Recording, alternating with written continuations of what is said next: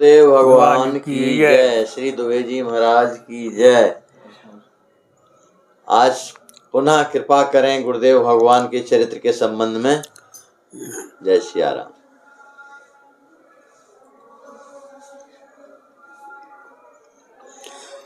श्री सदगुरुदेव भगवान की जय। गौरांगम रसमयम नित्यम रसाचार्यम रसोत्सुकम श्रीराम हर्षण देवाख्यम सद्गुरुं प्रणमाम्यहम्। प्रेमामृतदातारं गौरांगम दयानिधिं श्रीराम हर्षण देवाख्यम सद्गुरुं प्रणमाम्यहम्। श्री सदगुरुदेव भगवान की जय। श्री सीताराम जी महाराज की जय। श्री हनुमान जी महाराज की जय। श्री अयोध्या धाम की जय। श्री कुठारी जी महाराज की जय।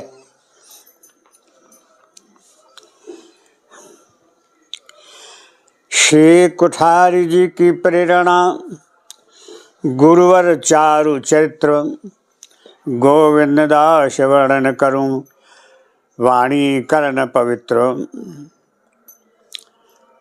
महाराज जी के प्रेरणा इच्छा आग्रह आदेश इसके अनुसार पहले तो जो 9 सूत्र लिखे हैं उनके संबंध में कुछ चर्चा हुई। इसके पश्चात मुझे लगता है कि 40 संत और भक्तों के चरित्रों पर प्रकाश डाला गया। अब सदगुरु भगवान के चारु चरित्र का चिंतन चल रहा था। सदगुरुदेव भगवान का जो चरित्र है वो तो अगाध महासागर है। जितना जो डुबकी लगाए, जैसा गोताखोर है वैसे उसका लाभ प्राप्त कर सकता है।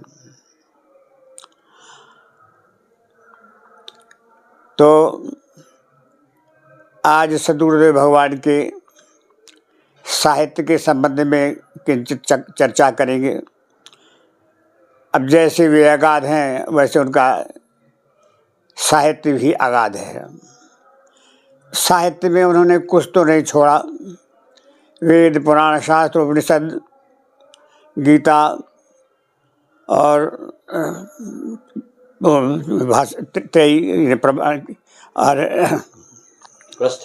स्थानत्रयी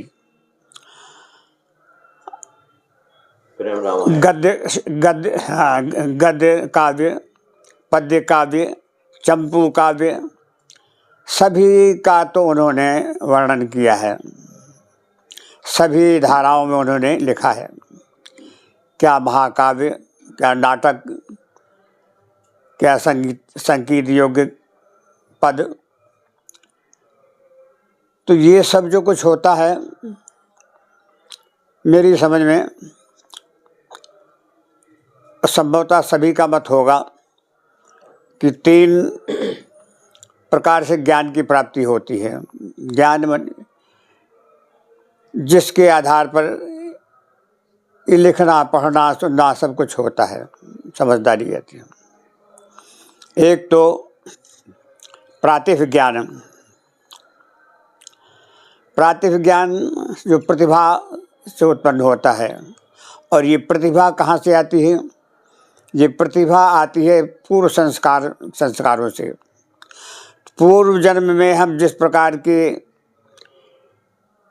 स्थिति में रहे हैं, हमारे ज्ञान की, हमारे भजन की, हमारे चित्त की जो स्थिति रही है, उसी के अनुसार आगामी जन्म में भी हमें वो प्राप्त हो जाती हैं। गीता शास्त्र में बताया गया है कि जो ऐसा जो साधक होता है जो अपनी साधना की सिद्धि तक नहीं पहुंच पाता है, तो उस साधक को अगले जन्म में जहाँ तक उसने भजन किया है अथवा अध्ययन किया है, तप किया, जप किया, जो कुछ भी किया, उसके अनुसार उसे स्थिति प्राप्त हो जाती है। और वही प्रातिभ ज्ञान है।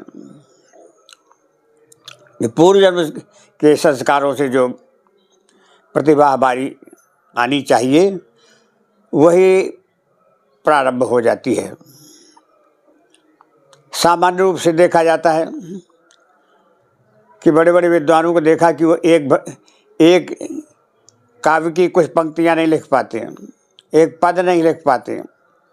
मेरे संपर्क में तो कई गुरु भाई जो प्रिंसिपल और अच्छे पद पर है कि जिन्होंने कभी एक दोहा भी नहीं लिखा और है योग्य विद्वान हैं। और किसी को देखा कि किसी बालक की थोड़ी की स्थिति भी देखा कि वो अच्छी काव्य करने लगा। कोई बालक अध्ययन काल में रटते रटते मरा जा रहा है और किसी को थोड़े से अध्ययन से वो आगे बढ़ जाता है, उसको ज्ञान हो जाता है। तो ये प्रातिभ ज्ञान है। तो प्रातिभ ज्ञान जो उसमें होता है ये पूर्व संस्कारों से आता है और वो समय आने पर उदित हो जाता है।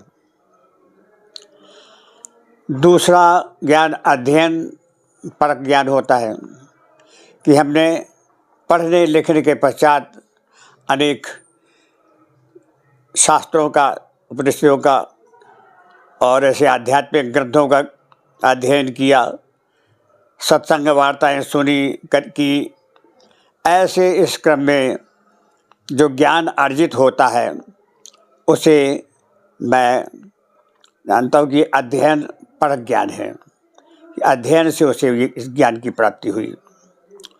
और तीसरा ज्ञान मैं उसे प्राप्त करता हूँ जो किसी संत महापुरुष के आशीर्वाद से अथवा अपने भजन प्रताप से। गुरु के आशीर्वाद से, गुरु तो ऐसे सब होते हैं, गुरु सद्गुरु और समर्थ गुरु। सद्गुरु ज्ञान देते हैं, समझाते हैं, और वो जो प्रेय और श्रेय, प्रेय है जितनी भी सांसारिक, जितने भी ज्ञान सांसारिक जो हमारे विषय है, भौतिक विषय है, वो तो है प्रेय।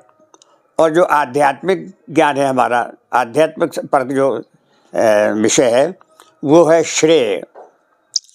तो प्रेय और श्रेय के विषय में अपनी क्षमता के अनुसार शिष्य को या अपने अनुयायी को ज्ञान प्रदान करते हैं।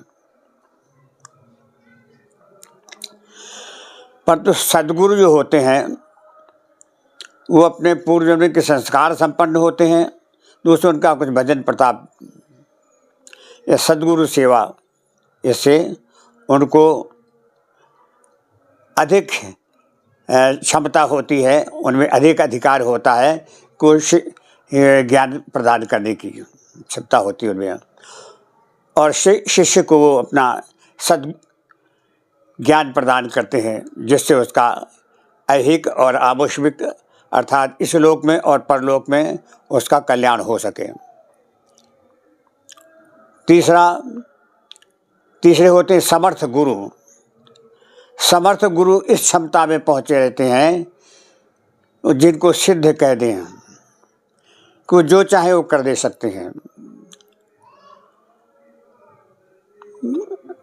हमारे एक दिन सुन रहे थे श्री राजेंद्र दास जी महाराज को, उनके प्रवचन में कि उनके जो गुरुजी हो चुके हैं वो गुरु तीनों की, तो दो जो गुरु थे उनके, एक तो मंत्रदाता गुरु जी और दूसरे उनको जो विरक्ति प्रदाता गुरु जी थे, दोनों सिद्ध कोटि के संत थे। बता रहे थे कि परिक्रमा करते हुए जा रहे थे, उनके जो मंत्र प्रदाता गुरु जी हैं, मार्ग में देखा कि कुछ एक परिवार बैठा है और वो बड़ा दुखी सा दिख रहा है। एक लड़की भी वहीं पड़ी थी जो कुछ अपनी मूर्छित जैसी स्थिति में या बहुत व्याकुल स्थिति में पड़ी थी, जो भगवान श्री कृष्ण का दर्शन करने के लिए वृंदावन आई थी, परंतु दर्शन प्राप्त न होने से वो व्याकुल थी और इसी स्थिति उसकी बड़ी। सोच नहीं थी। जब उनके श्रीमद राजेंद्र दास जी महाराज के गुरुजी जब वहाँ पहुँचे तो उन्होंने कहा भाई क्या बात है। कहा महाराज जी ये लड़की भग कर के आई है घर से और इसको श्री कृष्ण वे रहे हैं, उनका दर्शन करना चाहती है, यहाँ पर आई हुई है। इसके पीछे हम लोगों को भी आना पड़ा है। अब ये व्याकुल परिक्रमा पड़ी, अब कैसे दर्शन हो इसको। बोले अच्छा दर्शन चाहती है। तो उन्होंने उसका सर पकड़ा लड़की का और उठकर खड़ा कर दिया, उठा कर। तो देख वो गाय चला रहे हैं, उसको झलक में लगी, वो दौड़ पड़ी उस दिशा को, वो अपना आगे बढ़ गए। कहने का तात्पर्य ये कि उनमें ये सामर्थ्य थी, उनमें क्षमता थी कि उन्होंने उस कन्या को श्री कृष्ण भगवान का दर्शन करवा दिया। उनके दूसरे जो गुरुदेव थे पहाड़ी बाबा, उनमें वो भी सिद्ध महापुरुष थे। उनके तो अनेक चरित्र वर्णन करते ही रहते हैं। वो एक दिन कोई आया, दंपति आए पति पत्नी, और उनसे महाराज जी ने पूछा भाई क्या है। कहा महाराज हाँ, किसी चर्चा के संबंध में उन्होंने बताया कि हमारी तो संतान नहीं है। बोले जाओ तुम्हारे संतान होगी। तो बड़े आश्चर्य बढ़ गए। बोले महाराज कैसे आशीर्वाद दे रहे हैं, जो संतान का स्थान होता है वही निकाल दिया गया है। संतान होगी तो कहाँ से होगी।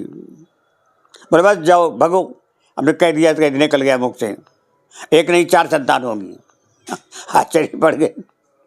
संत की वाणी, उनके संतान हुई, 4 संतानें हो गई। डॉक्टर परेशान कैसे क्या हुआ। कहने का तात्पर्य कि समर्थ सिद्ध कोटि के जो गुरुदेव होते हैं,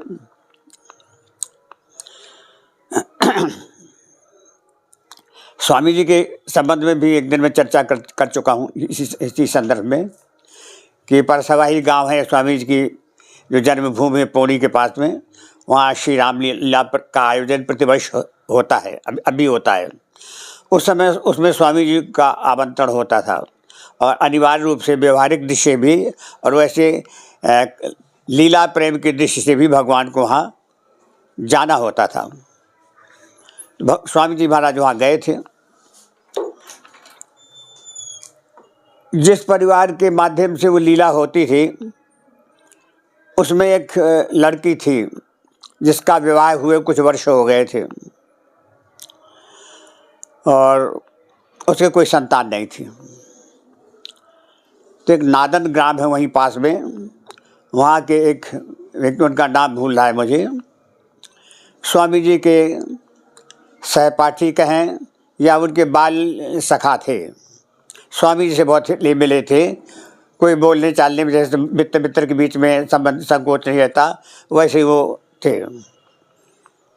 तो चर्चा चली होगी कि इस लड़की के संतान नहीं है। बोले अच्छा देखो एक काम करना, स्वामी जी से कहा जाएगा तो कुछ इसमें कुछ आशीर्वाद हो, कुछ कहता है, कुछ कहते नहीं है देने लेने के बाद। जब मैं स्वामी जी के पास बैठा हूँ, जब जिस समय वो बैठते हैं तो उस समय तुम आ जाना बस। उसने कहा ठीक है। स्वामी जी विराजे थे, उनके वो मित्र भी विराजे थे। लड़की पहुंच गई। बोले आओ स्वामी जी को दंडवत करो। दंडवत किया उसने। बोले महाराज जी, अपने वहीं की भाषा में बोलेगा, महाराज जी इसके संतान नहीं है। समझे भैया, ये तो अपने संस्कार की बात है, बताओ हम क्या करें। बोले अच्छा अपना ये बताई, ये संतान हो कि ना हो। इसके संतान हो कि ना हो ये बताइए। अब क्या कहते, ना हो कहते बनता है ना, हो कह दें तो आशीर्वाद होता है और ना कह दें तो विपरीत बात हो जाती है। तो बोले हम क्यों कहते भाई कि ना हो। बोले बस दंडवत करो। और पर साल आज इसी तिथि में यदि तुम गोद में अगर बच्चा लेकर के ना हो तो ये समाज बैठी हमारे 50 जूता हमारे सिर पर मारता। स्वामी जी हंसने लगे। चली गई। दूसरा वर्ष वही समय आया, वो गोद में बालक लेकर के आई। ये समर्थ गुरु होते हैं। समर्थ स्वामी रामदास जी थे, हनुमान जी के अवतारी माने जाते हैं। उनका एक शिष्य कहीं उनके लिए शिष्य भिक्षा मांगने जाते हैं कि अपना के 2-4 घरों से ले आए। वो तो जोड़ करके कोई गृहस्थी बना कर रखते नहीं हैं। 4-5 घरों से मांग लिया, उस दिन का काम चल गया, बस कल के लिए कोई परवाह नहीं। तो उनका शिष्य वो कहीं भिक्षा लेने गया था, तो एक तांत्रिक था जो महाराज जी से थोड़ा द्वेष रखता था। उसने अनु का शिष्य है, बोले सुनो, जिनके लिए भीख मांगते फिरते हो, अरे आज तुम इतने 12 बजे रात में आज तुम्हारी मृत्यु हो जाएगी। वो तांत्रिक भी पहुंचे हुए थे पर अपनी तंत्र विद्या का ज्ञान था। लौट करके आया शिष्य, उसने गुरु जी से निवेदन किया कि महाराज जी, इस प्रकार से उस तांत्रिक ने हमको कहा है। अरे बोलो कुछ नहीं, तांत्रिक वांत्रिक कुछ बने रहते हैं, कुछ कोई चिंता नहीं, काम करो अपना। अब महाराज जी जान तो गए, वो भी सर्वज्ञ थे। रात में जब लेटे, महाराज जी बोले देखो मेरे पास बैठो, मेरे चरण दबाओ और मेरे चरण दबाते रहना रात भर, ना तुम्हारी ड्यूटी है।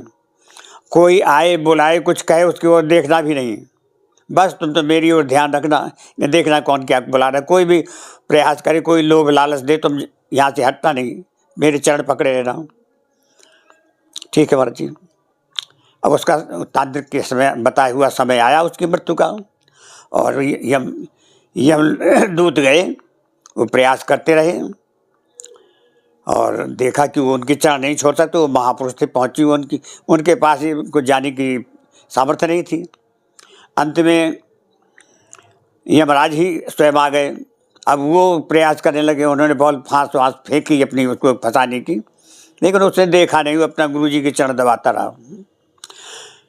बस ये अब करते कराते बेवश हो गए, कुछ नहीं कर पाए, वापस चले गए, उसकी मृत्यु टल गई। ये समर्थ गुरु।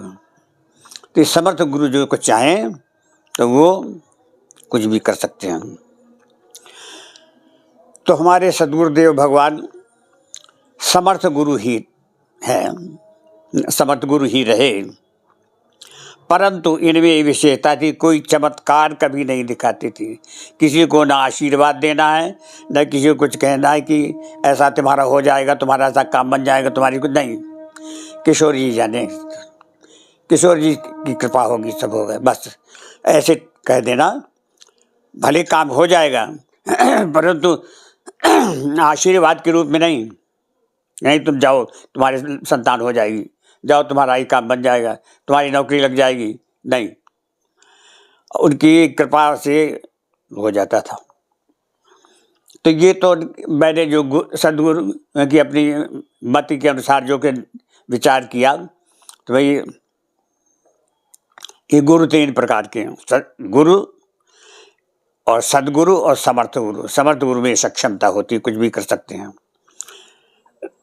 समर्थ स्वामी रामदास जी के पास भी यमदूत यमराज नहीं पहुंच पाए और उसकी मृत्यु टल गई। तो शिष्य को कुछ भी बना दे सकते हैं। काक हो ही पिक बको मराला, जिस रावण में लगे, कौआ को कोयल बना दें और बकुले को हंस बना दें। तो ये सामर्थ्य होती है। 3 प्रकार का ज्ञान हो गया। एक तो प्रातिभ ज्ञान जो संस्कार वशात पूर्व जन्म के संस्कार के अनुसार जो प्राप्त होता है। दूसरा ज्ञान अध्ययन परक, जो हमने पढ़ा लिखा उसके पश्चात जो कुछ ज्ञान हुआ हमको, वो हमारा ज्ञान हुआ। तीसरा सद्गुरुदेव के आशीर्वाद अथवा उनकी कृपा, शक्तिपात भी कर देते हैं ये सद्गुरुदेव लोग, ये समर्थ गुरु लोग, कि वो शक्ति से अपने जो चाह शिष्य को बना दिया, ये हो जाता है। तो हमारे बहुत से ऐसे अभी वैष्णव सद्गुरु स्वामी पहाड़ी जी महाराज ऐसे थे। अब उनकी गाथा चल जाएंगी, इसलिए मैं केवल इतने निरूपित करना चाहता हूँ कि ये 3 प्रकार के गुरु होते हैं, तो इनमें से ये सामर्थ्य होते हैं। तो तीसरा ज्ञान सद्गुरु कृपा से, और सद्गुरु कृपा के उदाहरण हमारे ही गुरु भाइयों में हैं। श्री हरिदास जी महाराज क्या पढ़े थे? हायर सेकेंडरी तक पढ़ा था। पॉलिटेक्निक की ट्रेनिंग कर रहे थे और स्वामी जी से मिलने के पश्चात मन विचलित हुआ, पढ़ाई सब छोड़ छाड़ कर इधर चले आए। आने के पश्चात कुछ देर खजुआ धाम में सेवा में रहे, इसके पास पश्चात विरक्त होकर स्वामी जी की सेवा में लग गए बस। और बस इतने में क्या ज्ञान होता है? न कुछ पढ़ा न लिखा, न कुछ आध्यात्मिक सुना। अब हाँ, सुना समझा, अब गुरु ज्ञान समझिए। कभी कभी कह देते हैं, अरे द्विवेदी जी आप लोग तो पढ़े लिखे विद्वान हैं, आप लोग हमने तो कुछ नहीं पढ़ा। मैंने कहा महाराज जी ठीक है, हम लोग विद्वान जो कुछ भी हों तो ठीक है, लेकिन ये है कि आपको जो ज्ञान हुआ है वो केवल सद्गुरु भगवान की कृपा से। आपने कोई पढ़ा लिखा नहीं, ना कोई आपने कोई एकेडमिक कोई ज्ञान प्राप्त किया और ना कोई आपने अध्ययन किया, सेवा में लगे रहे। और सेवा के फलस्वरूप आपको जो ज्ञान है कि आज सैद्धांतिक बात आप जो बोलते हैं, आप उपदेश करते हैं, ये सब ये होता है। तो ये सद्गुरु की कृपा से ज्ञान प्राप्त। आज श्याम सुंदर दास जी, राम जी जानते हो आप लोग, रात में आते हैं, वो रात को गा रहे थे बैठे, वो कुछ मैथिली भाषा में गाया था उन्होंने। तो ये भी क्या पढ़े थे?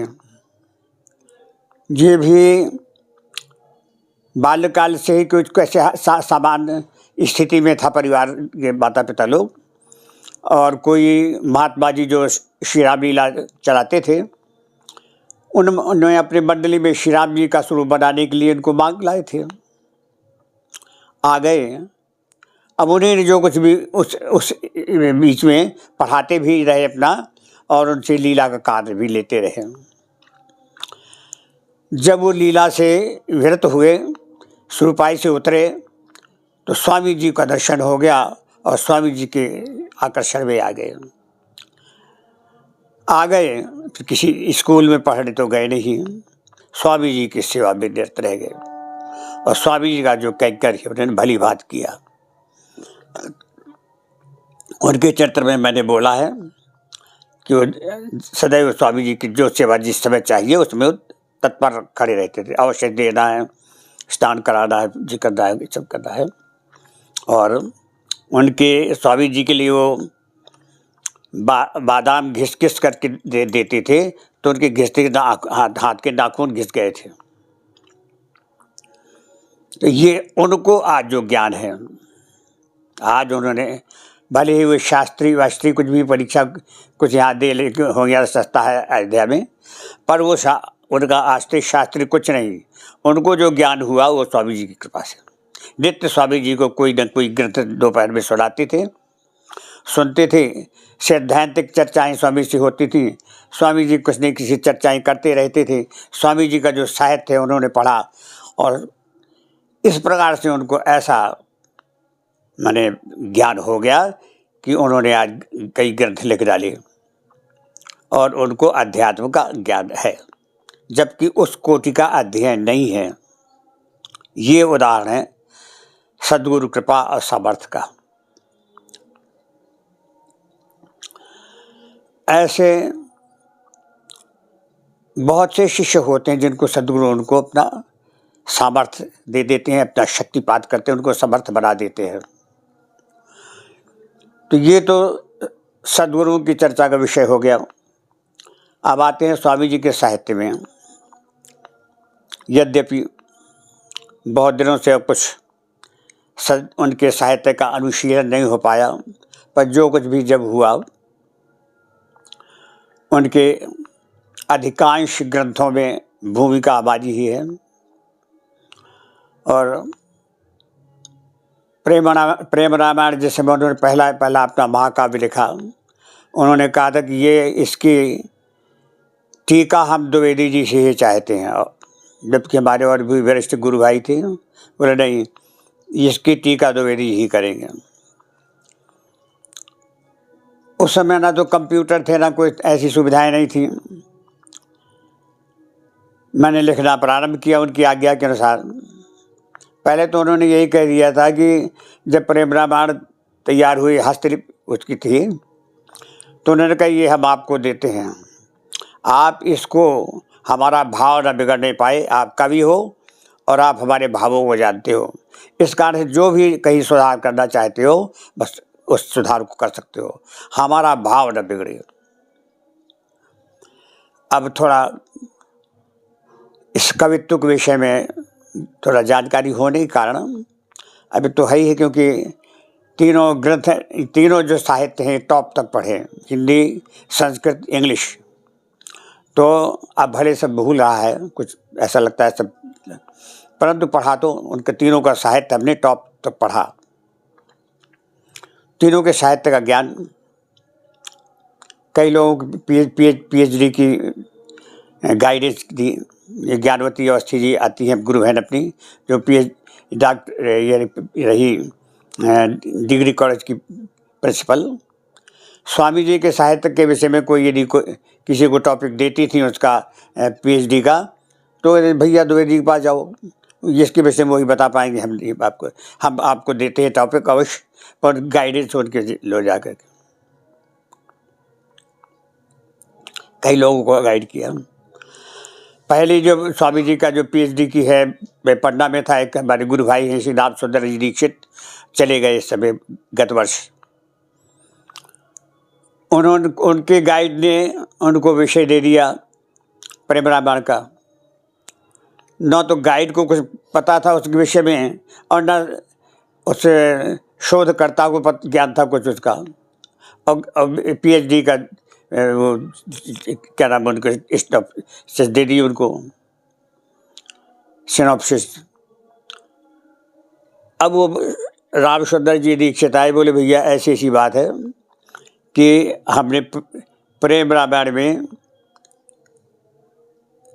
PhD करने का विचार किया है, अरे हमने कुछ थोड़ा अध्ययन करना चाहिए, जानना चाहिए, कौन है वो आपका गाइड? हमने कहा ज्ञानवती जी होंगी। मैंने ये हमारे पन्ना की ही गाइड हैं प्रोफेसर। उन्होंने कुछ प्रेम रामायण बोले, प्रेम रामायण के विषय में कुछ नहीं जानते, तब हम क्या करेंगे? ना वो गाइड जानते हैं ना आप जानते हो, तो कैसे PhD होगी? बोले जो कुछ भी हो, उन्होंने हमें सिनॉप्सिस दे दी है। ठीक है, उनको गाइड करना प्रारंभ किया। वो गाइड बताए कि रस कहाँ पर है, यहाँ पर ये विषय कहाँ पर है, यहाँ पर ये क्या है, सो हमारे पास दौड़ कर आए, हम बता दें कि अमुक जगह पर। तो उस तरह से अंततः उनकी पहली PhD स्वामी जी की प्रेम रामायण में श्री राम सुंदर जी दीक्षित अजयगढ़ वालों ने की। कहने का तात्पर्य ये है कि तो इस कारण से स्वामी जी ने हमको कहा कि आप इसमें कोई भी सुधार कर सकते हो, भाव न बिगड़े। अब सबसे बड़ी तो भाव बात है। कवि को जो एक एक शब्द फिट करता है, उसके वजन, उसका वजन उसको पता रहता है कि किस वजन के अनुसार वो शब्द रख रहा है, वहाँ पर किस अर्थ में रख रहा है, कौन सा अलंकार उसमें दे रहा है, तो इसका वजन सब वो जानता है। दूसरे ये तो कला पक्ष हो गया, और एक होता है भाव पक्ष। भाव पक्ष स्वामी जी ने कहा हमारा भाव न बिगड़ने पाए। अब भाव न बिगड़ने वाली की बात विशेष को उन्होंने कौन सा शब्द कहाँ कैसा फिट किया है, उसको हम इधर उधर कर देते हैं, तो उनका भाव बिगड़ने की सब बात हो सकती है। वो जानते हैं कि हमने इस शब्द किस लिए यहाँ पर फिट किया है। तो हमने कुछ कार्य तो प्रारंभ किया उनकी आज्ञा अनुसार, पर बड़ी कठिनाई आती थी। कहीं हमारी पूरी चौपाई बदल दें, कहीं कुछ बदल दें, पर ये भय लगा रहे कि ऐसा ना हो कहीं स्वामी जी का भाव बिगड़ा हो। और भाव बिगड़ता नहीं था, पर भय तो लगता था। हमारे पास समय अधिक रहता नहीं था, अपना सरकारी कार्य उसमें जाना। आए तो अधिकांश समय उस समय स्वामी जी रीवा में रहते थे। सायंकाल प्रातःकाल स्वामी जी की सेवा पूजा में उपस्थित होना, सायंकाल भी उपस्थित हो जाना। समय लिखने को मिले तो कहाँ से मिले? और स्वामी जी बड़ी शीघ्रता करने वाले हो, तो सब होना चाहिए, तब करें तो कहाँ से करें? हमारी क्षमता इतनी कहाँ, दूसरे समय कहाँ इतना। बोले अरे भाई द्विवेदी बहुत देर लगा रहे हो। मैंने कहा सरकार देर तो हो रही है, अच्छा ठीक है, अब जब देख लेते तो सब वापस कर दिया, ध्यान दे दिया। टीका लिख रहे थे। अब टीका भी दोहा लिखो, चौपाई लिखो, फिर अर्थ लिखो, फिर दोहा लिखो, फिर चौपाई लिखो, फिर अर्थ लिखो। अब हमारा गृहस्थी का जीवन, कभी कोई मिलने आ गए, कभी कोई आ रहा है, कभी समय पर कार्यालय जाना ही है, स्वामी जी के यहाँ पहुँचे तो लिखें तो कब लिखें, जो थोड़ा सा समय मिले उसमें लिखने बैठ जाएं। तो वो भी धीरे धीरे चल रहा था। तो हमको डरवाने के लिए थोड़ा सा उन्होंने एक दिन ज्ञानवती अवस्थी जी, जिनका अभी ने परिचय दिया, डिग्री कॉलेज की प्रिंसिपल रही हैं, अभी हैं, वो बैठे थे, खजुआ में बैठी थी और मैं बैठा था, श्री हरिदास जी महाराज भी थे। बोले अरे भाई द्विवेदी जी बहुत देर कर रहे हैं, ज्ञानवती जी आप कर डालो टीका। उन्होंने ऐसे ही कह दिया, उन्होंने आज्ञा बांध दी और दंपति टीका में लग गए। 10 वर्ष तक टीका की और दोहा से दोहा छोड़ गए, उनको अर्थभाषित नहीं हुआ। तो जब ऐसी टीका लिखी थी, टीका से क्या होगा जब इतना बीच बीच में सब छूटा हुआ है। बोले भैया द्विवेदी जी करेंगे। अरे मैंने कहा मुझे तो वही श्रम करना पड़ जाएगा, मुझे अपना भाव भाषा मेरा और अपनी सेटिंग मेरी, इनकी अपनी तरह की, इसमें तो मुझे बड़ा श्रम करना पड़ेगा। वो मेरी ही उसमें चले, उनकी टीका वो पड़ी रह गई। तब तक फिर एक बार ये सहचरी जी यहाँ थी, सिया सहचरी जी और हरिदास जी महाराज और कुछ लोग बैठे थे। बोले भाई टीका हमारी नहीं हो पाई, द्विवेदी की ही टीका चाहिए थी हमने, परंतु द्विवेदी टीका में बहुत देर कर रहे हैं। मैंने कहा सरकार अब कर तो रहा था, जितना मेरे पास समय है उसके अनुसार चल रहा हूँ। बोले टीका हम आप ही की चाहते थे। तो मैंने कहा फिर लिखूँगा भी, तो फिर लिखना प्रारंभ किया, पर समय के अनुसार जितना इतना हो सकता लेते। फिर सहचरी जी ने यहाँ से हमको संदेश भेजा कि भैया मैं टीका कर रही हूँ, चलो। कहावत है कि चोरन बचकालीन और बेगारन छुट्टी पाई। किसी का बेगार बनाए, उसको लिए जा रहे थे, सामान ढुलवाने लेता थे, बेगारी करवाते थे ना। किसी को पैसा वैसा नहीं देना, चलो हमारा सामान ले चलो। उस समय क्या नाम, अंग्रेजों के समय में, और दूसरे ये भी जो जमींदारी वाले जो बड़े बड़े लोग होते थे, कोई ऑफिसर किसी बेचारे को पकड़ा, उन्हें चलो हमारा बिस्तर वहाँ पहुँचाना है, ले गए वहाँ पर, उसको बेचारे का कुछ देना ना खेना ना खान पान, बेगार भी काम करवा दिया। तो कई चोरों ने वो जो पोटली लिए तो छुड़ा लिया, तो उनको कुछ छुट्टी हो गई। तो वैसे हमारी छुट्टी, हमने चलो सहचर जी लिखने लगे, हमने बहन जी आप कीजिए, चलिए उनकी टीका हुई। नरेंद्र जी बेटे, तो ये कहने का तात्पर्य है कि स्वामी जी का साहित्य बहुत ही गहन गंभीर कला पक्ष की दृष्टि से और भाव पक्ष की दृष्टि से दोनों में समृद्ध है। अब जो जैसा अध्ययन करता हो, जो उसको जैसा ज्ञान होगा, उसी के अनुसार उसका लाभ उठा सकता है। हम एक सरोवर में, झरने या कहीं पहुंच जाएं तो हम उतने ही जल ले पाएंगे ना जितना पात्र होगा। लोटा है तो लोटा ही भर पाएंगे, कमंडल लिए तो कमंडल ही भर मिलेगा, ले पाएंगे। बाल्टी लिए तो बाल्टी भर मिल जाएगा, ड्रम है ड्रम भर ले लेंगे, इससे उतना ही मिलेगा जिसका ये पात्रता जिसकी जितनी है, वो उतने उसका लाभ उठा पाता है। तो साहित्य में सब कुछ दिया स्वामी जी ने। एक बार उन्होंने मुझसे कहा था, बोले द्विवेदी जी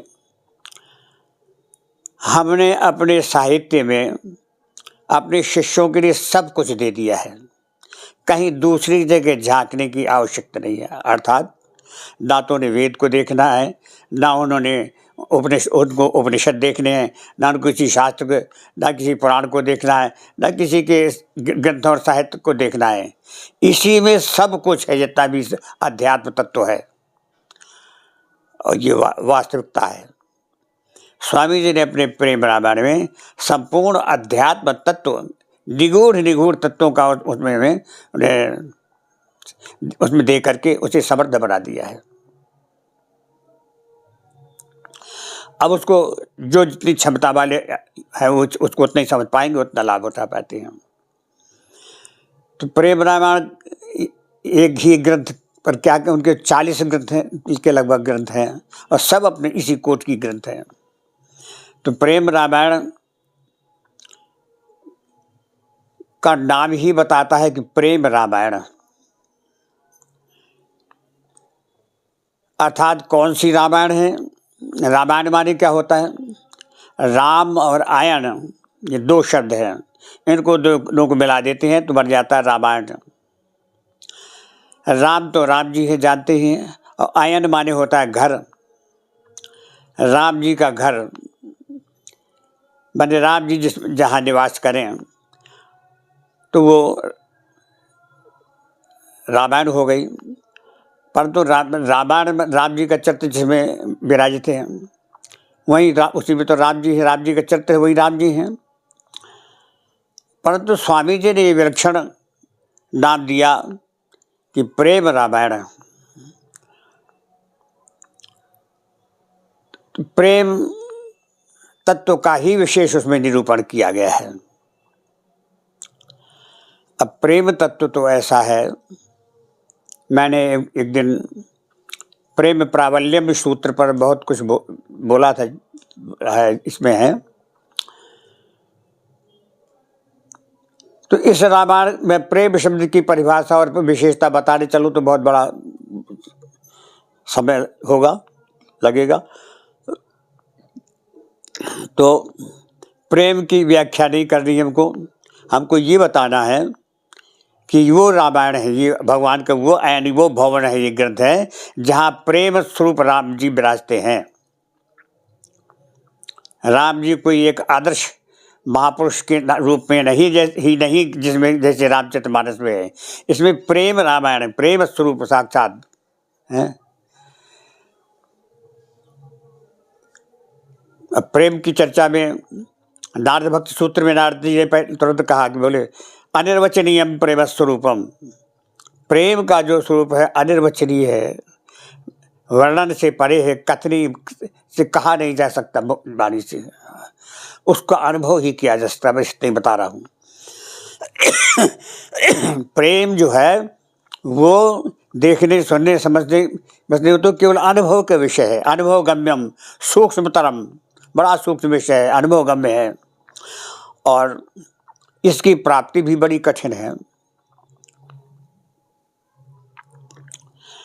प्राप्ति में एक सूत्र नारद जी ने लिखा है कि तत्व महत कृपया भगवत कृपा लेशाद्वा, वो प्रेम कैसे प्राप्त होता है कि किसी महापुरुष की कृपा से, किसी प्रेमी महापुरुष का साथ कर लें, संग कर लें, उनकी कृपा हो जाए, उनका आशीर्वाद हो जाए तो प्रेम की प्राप्ति हो जाएगी।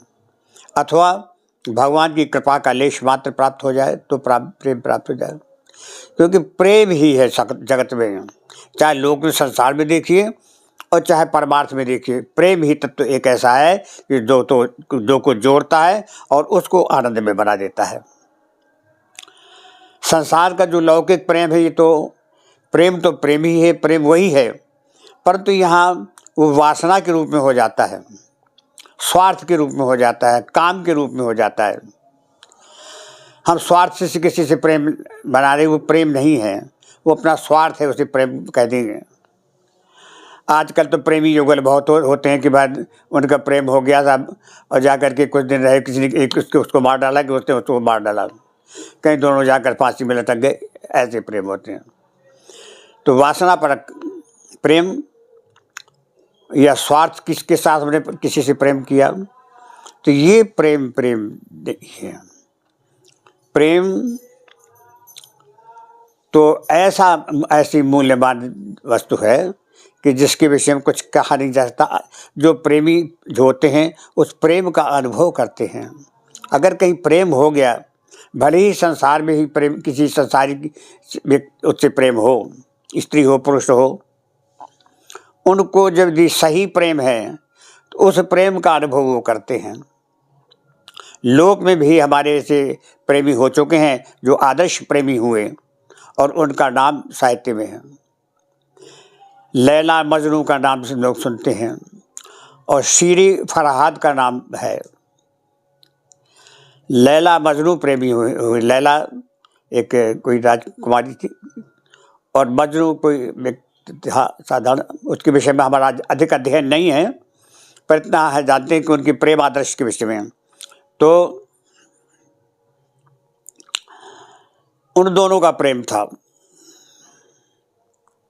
और प्रेम माने क्या होता है? त्याग। और इंग्लिश में डिक्शनरी में देखो तो उसमें लिखा है सैक्रिफाइस, माने प्रेम का मतलब कि त्याग। त्याग ही त्याग है। प्रेम में सब देना ही देना है। प्रेम में बस मरना ही मरना है। प्रेम में जहाँ कुछ लेने की इच्छा हुई वहीं स्वार्थ हो गया, वहीं वासना हो गया। प्रेम में तो सबको समर्पण, प्राण के प्राण ले लो,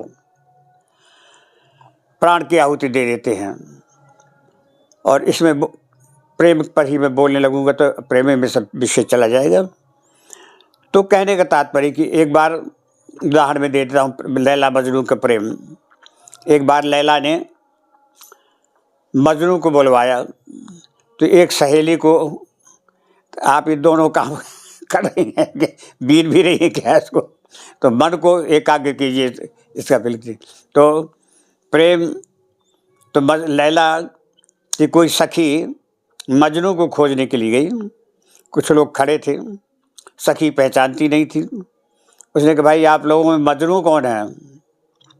उसने कहा मैं हूँ, उसने कहा मैं हूँ, उसने कहा मैं हूँ। 20 मजनू खड़े हो गए। अब उसकी सखी की जो है समस्या खड़ी होगी, अब किसको मतलब पहचानती तो हूँ, किसको मजनू मान लूँ? तो बेहोश होकर लौट आई। बोले वहाँ तो 20 मजनू खड़े हैं, कैसे पहचानूँ, किसको संदेश दूँ? तो उसने एक कटोरी एक चाकू रख दे दी उसको, बोले लेकर चली जा। कह रहा जो भी मजनू हो। तो लैला ने उसकी कलेजे का खून मांगा है, थोड़ा उसको चाहिए, वो दे दे। वो लेकर कटोरी चाकू पर जहाँ 20 मजनू खड़े थे, बोले भाई देखो मजनू से तात्पर्य हमारा ये है कि जो लैला ने खून मंगाया कलेजे का थोड़ा, ये चाकू ये कटोरी है, इसमें दे दो जो कोई मजनू हो। तो सब मजनू धीरे धीरे सब खिसक गए। जो मजनू था वास्तव में वो खड़ा रह गया। बोले लाओ। उसने चाकू और कटोरी ली, बस बस हो गया। इसी परीक्षा, इसी ज्ञान के लिए कि मजनू कौन है, अब ये सब एक बहाना करके आई थी, आपको लैला ने बुलाया है। कहने का तात्पर्य तुरंत खून देने के लिए तैयार है। और सब हट गए। मजनू से कुछ लोगों ने कहा कि अरे लैला जो है बड़ी भद्दी टाइप की है, हम आपको कोई अच्छी राजकुमारी से विवाह करवा दें सुंदर, क्यों उसके पीछे पड़े हो?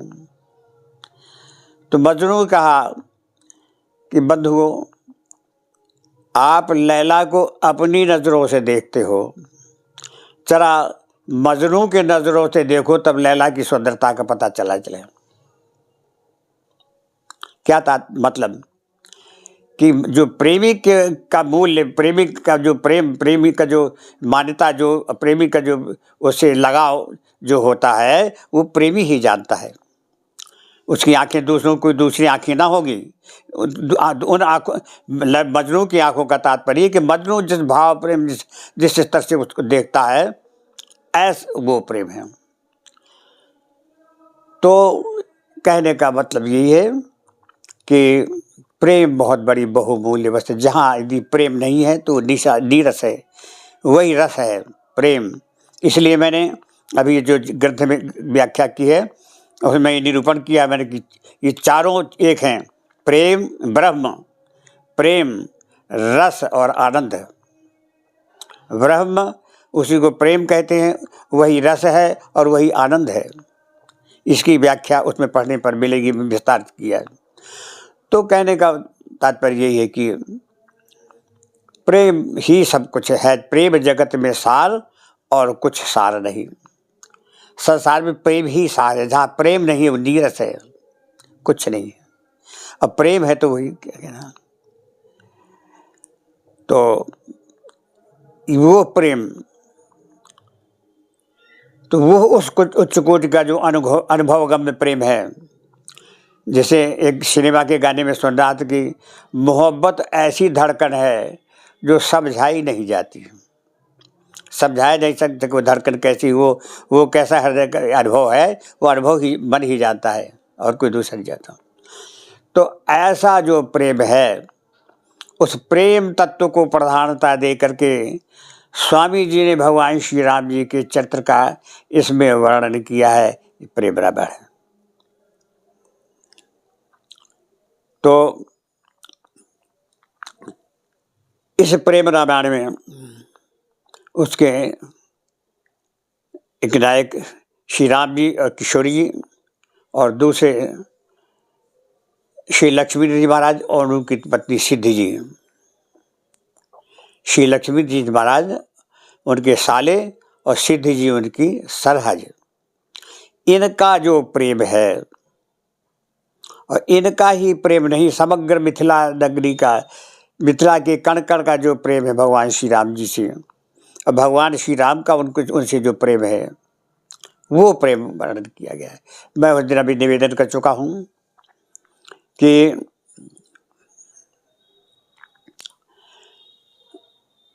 मुझसे एक ने दिल्ली में एक ऐसे गोष्ठी में बैठे, बोले आपका प्रवचन होगा। हम प्रवचन नहीं करते हैं, जिसे कुछ पूछना, जानना, समझना हो हमारे पास गोष्ठी के रूप में अपने यहाँ बुला लो, चर्चाएं होंगी, जो कुछ जिसे पूछना हो पूछ लेगा। तो एक द्विवेदी जी ही थे जो एक बार यहाँ स्वामी जी के पास आ चुके थे, पर स्वामी जी के श्री चरणों में तेल लगता हुआ देख करके मन उनका विचलित हो गया। अरे कैसे संत है ये, पैरों में तेल लगवाते हैं विलासिता, और इससे विचलित होकर के चले गए। उन्हें बताया तो हमने कहा आपने समझने का प्रयास नहीं किया तेल क्यों लगता है, पर ठीक है। अब स्वामी जी भी गए और आप भी विचलित होकर चले आए। उन्हीं ने प्रश्न किया, बोले अब हम आपसे एक प्रश्न करना चाहते हैं कि प्रेम रामायण लिखने का तात्पर्य क्या था। श्री वाल्मीकि महाराज ने रामायण लिखी, वाल्मीकि रामायण, और श्री गोस्वामी जी महाराज ने श्रीमद् रामचरितमानस लिखा। अब दोनों ग्रंथ भगवान श्री राम जी के चरित्र का प्रकाश डालते हैं। तो भगवान के चरित्र का इसमें चित्रण हुआ, तो स्वामी जी ने क्या विशेषता लेकर के इस प्रेम रामायण लिखी। तो मैंने उनको इसी टॉपिक पर बताया कि भाई इसका नाम प्रेम रामायण है। तो प्रेम दो प्रकार का होता है, प्रेम का बहुत बड़ा विस्तार है, पर बहुत सूक्ष्म में थोड़ा थोड़ा। प्रेम एक तो गंभीर प्रेम कहना चाहिए, और एक थोड़ा चंचल प्रकृति वाला प्रेम।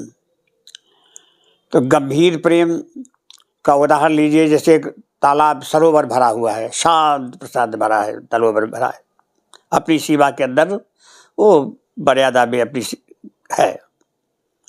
और एक दूसरे उदाहरण देखिए कि एक झरना झर रहा है, उसका कल कल कल कल झरझर निराद करते हुए वो नीचे गिर रहा है, उसके कुछ बिंदु यहाँ वहाँ गिर रहे हैं, मोती की तरह चमक रहे हैं, बड़ा ध्वनि करता है, सुंदर वो नीचे चला जा रहा है। वहाँ का दृश्य देखना ही कितना सुंदर लगता है। अब उस दृश्य को देखिए, उस गंभीर सरोवर को देखिए, दोनों में अंतर है। वो कैसा सुंदर दृश्य उपस्थित कर रहा है, ये तो अपना गंभीर रूप में भरा हुआ है। तो जहाँ तक वाल्मीकि जी के रामायण का तात्पर्य है, उन्होंने ऐसा चरित्र वर्णन किया भगवान श्री राम जी का कि जो जैसा होता है, जैसा यथा तथ्य है, समझे, तो उसका वर्णन किया उन्होंने। जैसे एक्सरे ले लिया जाए किसी का, तो भीतर की जो वास्तविकता है वो सीधे आ जाती है। स्केलेटन वो कहते हैं, उससे जो होता आ जाता है, उसमें कोई आकर्षण नहीं, बल्कि देखने से भय लगने लगता है। मैंने मत कहने का यही कि वो जो जैसा है वैसा उसका चित्र आ गया। अब उसी में जब चमड़ा मढ़ा हुआ रहता है, उसी कहने चाहिए कंकाल में, तो कैसा सुंदर लगता है, सुंदर आँख, सुंदर नाक, सुंदर सब कैसा सुंदर स्वरूप बन जाता है। तो तुलसी ये उन्होंने वाल्मीकि जी ने ये फील किया कि हमने श्री रामायण काव्य का जो लेखन किया वो किया तो, लेकिन यथा तथ्य किया हमने जैसा है, हमने उसको एक इस रूप में ढालने का प्रयास नहीं किया जो जन समुदाय के लिए एक मार्गदर्शक, एक हितकारक और कुछ क्या नाम आकर्षक होता। तो उन्हीं वाल्मीकि जी ने इस असंतोष के कारण, जैसा नाभादास जी महाराज ने अपने भक्तमाल में लिखा है कि कलि कुटिल जीव उद्धार हित वाल्मीकि तुलसी भयो। कलिकाल में कुटिल जीवों के उद्धार करने के लिए वाल्मीकि जी ही तुलसी बन करके अवतार लिए। तो अब देखो वही रामायण जो उन्होंने बिल्कुल यथातथ्य लिखी थी, अब उन्होंने वो कैसा आदर्श भारत कर भगवान का सुंदर स्वरूप देखिए। जहाँ जहाँ देखिए राम जी का ऐसा स्वरूप का चित्रण किया है, कहीं बड़ा कठिन मिल रहा है। ऐसा मधुर चित्रण सुनते रह जाना पड़ता है। श्री किशोर जी का जो चित्रण किया है, और प्रेम का जहाँ तक है वो आदर्श प्रेम, भाई भाई का प्रेम कैसा होना चाहिए, माता पिता का के प्रति कैसा होना चाहिए, मित्र मित्र का प्रेम कैसा होना चाहिए, इस प्रकार के प्रेम के आदर्श का वर्णन किया है। परंतु ये आदर्श बस आदर गंभीरता, भाई भाई के साथ अधिक नहीं, सामने अधिक नहीं बोल सकता, मर्यादित ढंग में बात करते, पिता के सामने मर्यादित, माता के सामने मर्यादित, सब ये मर्यादा के अंदर रहते हैं, बस उसमें रहते हैं। परंतु वही प्रेम अब ससुराल में आ जाइए। ये झरने का उदाहरण दिया जो मैंने, एक चंचल, एक गतिशील प्रेम, गाली दे रहे हैं। वही मर्यादा पुरुषोत्तम, वहाँ राम जी महाराज मर्यादा पुरुषोत्तम बने बैठे हैं, उन्हीं को अब गाली दे रहे हैं मैथिल। एक नीच घर का लड़का है तो वो भी गाली दे बैठता है, नीच स्त्री है तो वो भी गाली दे बैठती, कोई भी कुछ कहा बैठे सब सुनना पड़ता है। अब कितना बढ़िया मधुर संबंध है कि साली मजाक कर रही है, साली से मजाक हो रही है, कोहबर में तो क्या कहना है। तो कहने का तात्पर्य कि यहाँ मर्यादा की शिथिलता हो जाती है, उस मर्यादा की शैथिल्य के कारण ये प्रेम थोड़ा एक चंचल प्रेम रहता है, और जो कुछ कहना है, सुनना है, गाली देना है, मधुर करना है, विनोद करना है, सब चलता है इसमें। ये कितना अच्छा लगता है कि वह ब्रह्म को भी गाली मिल रही है वहाँ पर। तो ये हो जाता है मर्यादित प्रेम, जो क्या चंचल प्रेम। तो ये गोस्वामी जी ने भगवान श्री राम जी के चित्र का जो चित्रण किया, उसमें उन्होंने विवाह तक करवाने के पश्चात विराम दे दिया। इसके पश्चात ये पता नहीं कि कौन साली थी, कौन सरहज थी, कौन उसमें क्या था क्या नहीं था। एक बार यही स्वामी जी की जयंती का कार्यक्रम था, तो मैं तो बोलता चालता कम हूँ, तो महाराज जी है प्रेरणा कर रहे हैं। तो संतों के समाज भरी, स्वामी जी विराजे, बड़ा अच्छे विद्वान संत सब बैठे, और लक्ष्मी जी महाराज के जन्म का दिन था। वो सख्य के रसाचार्य हैं लक्ष्मी जी महाराज। तो स्वामी जी के मैं बैठा था, बड़े राम जी बैठे थे, और वाल्मीकि प्रसाद जी अवध किशोरदास जी बैठे थे। अवध किशोरदास जी तो इस रस के ज्ञाता, और स्वामी जी के हमारे गुरु भाइयों में सख्य रस में उनका अच्छा प्रवेश। बड़े राम जी बोलते चलते ही हैं। तो ये देखते हुए तो ना उनको कहा, बोले दो यदि खड़े हो जाओ। मैं खड़ा हो गया, कुछ आज्ञा हो रही। हाँ, बोले बताओ, ये इतनी संत समाज बैठी है, ये नहीं जानते हैं सख्य क्या है, और इनको ये पता नहीं है कि लक्ष्मी जी महाराज कौन है, उनके जिनकी जयंती आज हो रही है, कैसे सख्य रसाचार्य हैं वो, इस संबंध में प्रकाश डालो। अरे राम राम, मैंने कहा मैं जहाँ जिस संबंध में कभी सोचता नहीं, बोलता नहीं हूँ, और एकदम आज्ञा हो गई। अब यहाँ बस डू एंड डाई वाला प्रश्न है कि अब क्या है, कुछ सेकेंडों में ये सभी उथल पुथल हो गया। अब ना कह नहीं सकते कि नहीं हम ना बोलेंगे, कि हम दूसरे को कह दिए, कोई गुंजाइश नहीं, तो बोल नहीं बोला। तो मन तो घबराया, पर हमने कहा जो बोलवा रहे हैं वही बोलेंगे, हमें तो आज्ञा हुई है, चलो बोल चलो।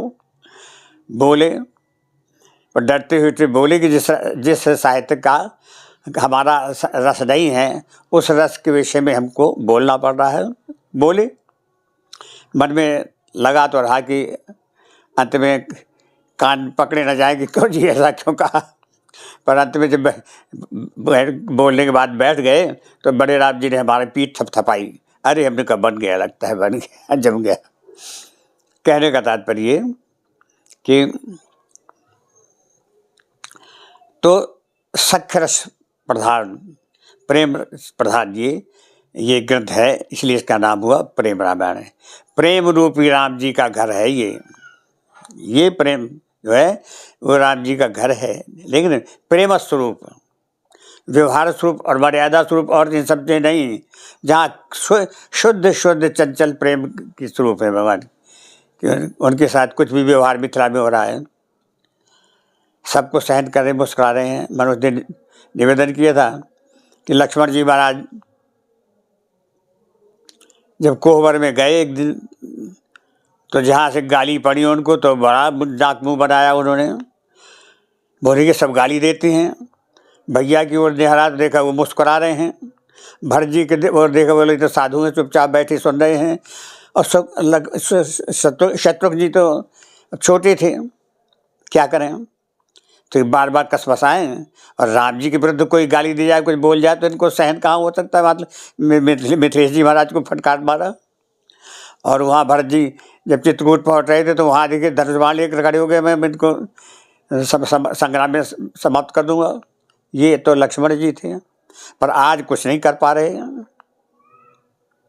तो बड़ा दुखी होकर के लौट करके जब जनवास में आए तो उदास देखा उन्होंने। बोले बात क्या है, कैसे? बोले वहाँ देखिए हम किसी के सहते नहीं हैं, रघुवंशी हैं, हमको यहाँ स्त्रियाँ गाली दे रही हैं, मनमानी बोल रही, क्या क्या कह रही हैं। तो उन्होंने समझ लिया। तो उन्होंने कहा तो ये अपने गुरु जी के पास जाओ, विश्वास जी के पास, वही समझाएंगे आपको, जिन्होंने सब बाण विद्या सब शस्त्र विद्या सब कुछ दी है, वही सब ये भी विद्या सिखाएंगे। गए दोनों दिया, कहो लक्ष्मण कैसे उदास है? अरे बोले गुरु जी आपने वहाँ कल गए तो वहाँ स्त्रियों ने बहुत गाली दी, जाने क्या क्या बकती हैं। भैया है तो मुस्कुराते बैठे हैं, वो बर्दी चुपचाप बैठे हैं, शत्रु ने छोटा है, और हमको तो बड़ा कठिन हो गया बैठना हुआ, और हम तो बर्दाश्त नहीं कर सकते हैं। बोले हाँ बेटा बात ठीक है तुम्हारी, पर समझते हो ये ससुराल है, यहाँ ये सब सुनना पड़ता है। यहाँ तुम ही नहीं, अभी तुम्हारे बाप को गाली दी जाएंगे, तुम्हारी माँ को गाली दी जाएंगी, तुम्हारी बहन को गाली जाएंगे, और तुम्हारे बाप दारे बाबा जहाँ जहाँ कुछ खोज कर पाएंगे वहाँ की गाली देंगे तुमको, और तुम्हारे पिता को गाली देंगे, मुझको भी गाली मिलेगी। तो बोले आप क्या करेंगे? बोले हम भी मुस्कुराते रहेंगे। अरे बोले आपने सब अस्त्र शस्त्र विद्या सिखाई, इसके लिए कुछ नहीं है? बोले हाँ है। बोले भौहें जो है यही भरकुट कमान है, धनुष हैं, और व्यंग्य जो है बाण है, व्यंग्य के बाण बोलो और प्रसन्न और मुस्कुराते रहो। यदि थोड़ी भी अगर झेप गए तो रुला देंगे तुमको, ऐसा करेंगी। ये ससुराल है। और तुम ही नहीं, ये हमारे साथ भी ऐसा हुआ है, हम भी राजा के राजपुत्र थे, हमारा भी विवाह हुआ, हमको भी भोगना पड़ा है। इसलिए बेटा मुस्कुराते रहो, हंसते रहो और व्यंग्य बाण बोलते रहो, इस तरह इसी में तुम्हारी जीत है, नहीं तो हार जाओगे। तो कहने का तात्पर्य कि ये मैथिल प्रेम है, ये ससुराल का प्रेम है, ये वो चंचल प्रकृति का प्रेम है जो जिसका चित्रण गोस्वामी जी के द्वारा शेष रह गया था। तो वही गोस्वामी तुलसीदास जी हमारे श्री स्वामी जी के रूप में अवतरित हुए। मैंने एक लाइन, जैसे नाभादास जी ने लिखा है कि कलि कुटिल जी उद्धारित वाल्मीकि तुलसी भयो, वाल्मीकि जी तुलसीदास जी हुए। मैंने देखा कलि मैथिल प्रेम प्रकाश हित तुलसीदास हर्षण भयो।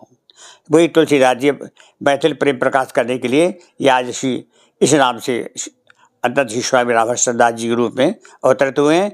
और उस प्रेम का प्रकाश देने के लिए, उसका चित्रण करने के लिए, उसका दिग्दर्शन करने के लिए, उसका अनुभव कराने के लिए उन्होंने ये प्रेम रामायण नाम का ग्रंथ लिखा है। ये प्रेम रामायण, तो प्रेम रामायण में प्रेम देखिए, अब ये कौन सा प्रेम जो गोस्वामी जी ने लिखा था।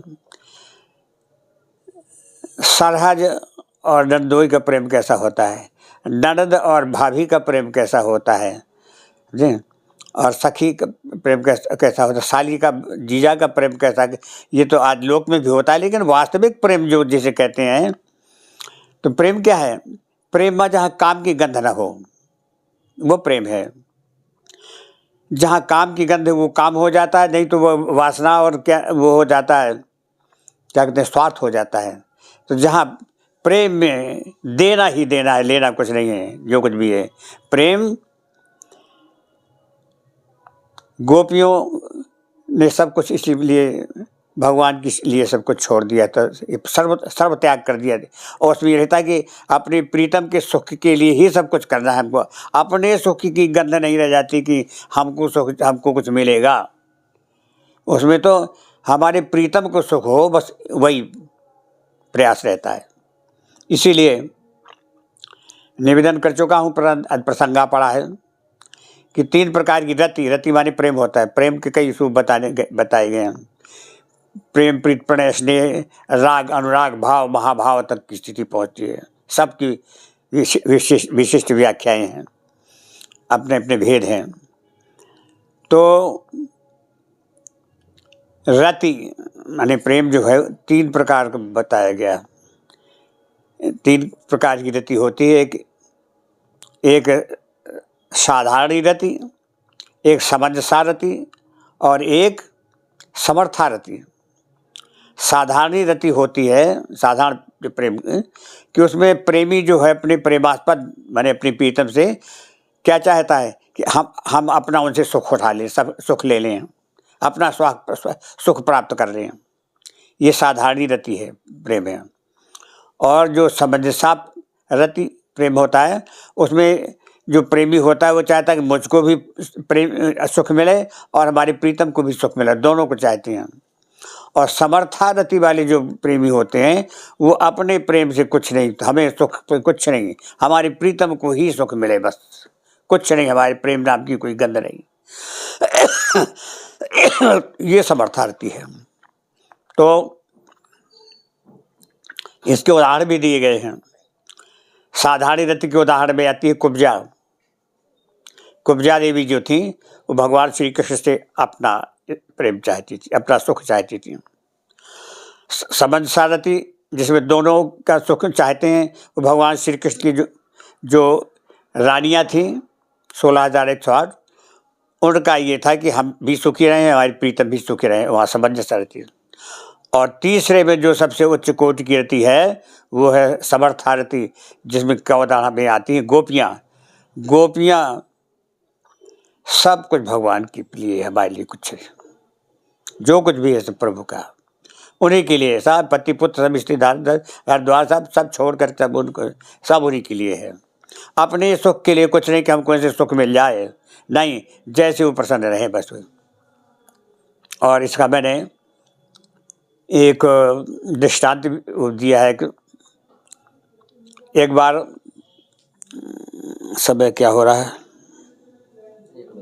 ज़्यादा हो गया, देख ले।